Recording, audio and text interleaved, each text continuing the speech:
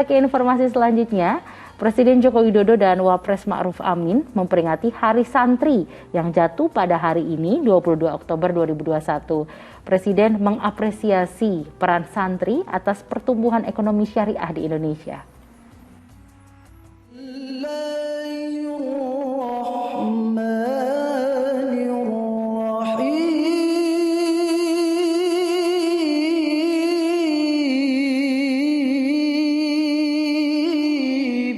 Peringatan Hari Santri tahun 2021 di Istana Negara Jakarta dibuka dengan lantunan ayat suci Al-Quran.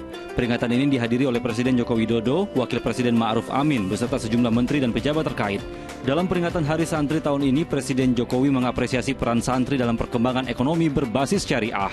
Di tahun 2020, ekonomi syariah Indonesia sudah berada di peringkat 4 dunia.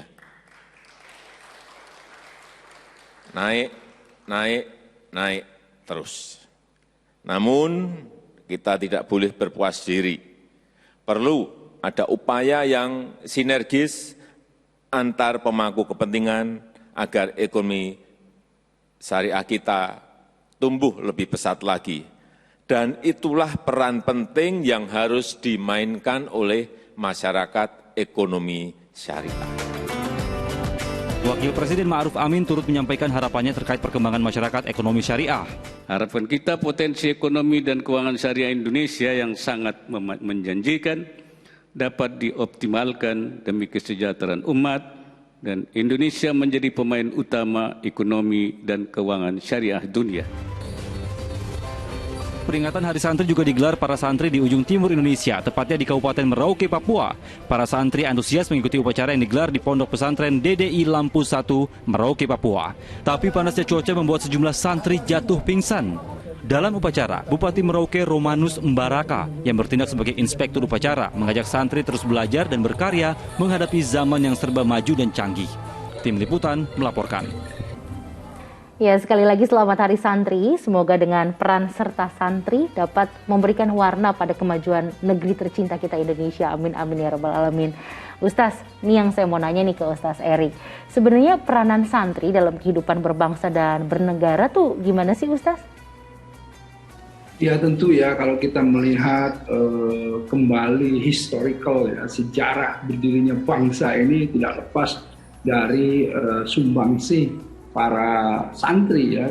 Kenapa begitu? Karena founding fathers kita ini lulusan pesantren semua karena tidak ada sekolah umum pada saat itu ya. Jadi intinya sekolah-sekolah Belanda itu kan sangat terbatas untuk para bangsawan, tetapi kita ini bisa berkembang ya secara intelektual, secara akhlak, secara adab, ya, secara semuanya itu dari mana? Dari pesantren. Karena pesantren ini menjawab tantangan yang dibutuhkan pada masanya.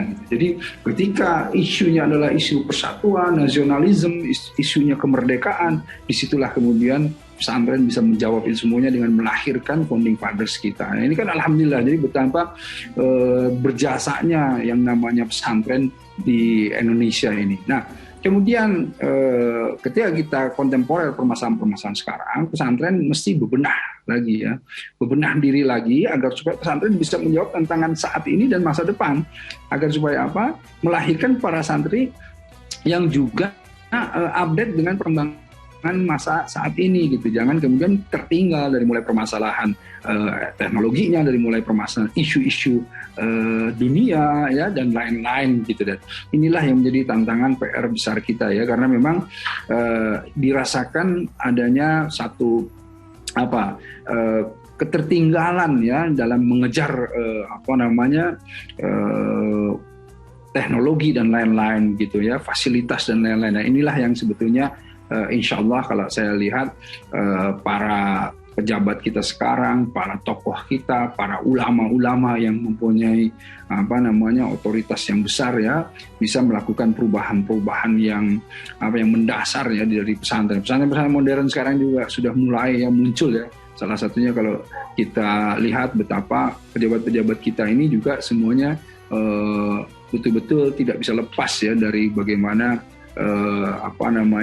sumbangsih kepesantrenan dalam membangkitkan negara kita ini. Nah, insya Allah mudah-mudahan di masa depan pesantren-pesantren kita akan menjadi lebih bisa update, lebih kontekstual ya dengan ilmu tauhid dan keagamaan yang kuat. Insya Allah bisa juga menjawab tantangan-tantangan revolusi industri ke depan ini semuanya, insya Allah. Insya Allah, amin. Nah, Ustaz, ini mengenai istilah, mungkin kan orang kan terkadang suka bingung nih, predikat santri itu biasanya kan yang kita tahu nih Ustaz, ini orang-orang yang sekolah atau belajar di pondok-pondok pesantren. Atau sebenarnya predikat santri itu bisa nih, kalau misalnya kayak saya nih, ngaji gitu ya Ustaz di madrasah, tapi saya tidak sekolah di pesantren, itu bisa gak saya disebut santri?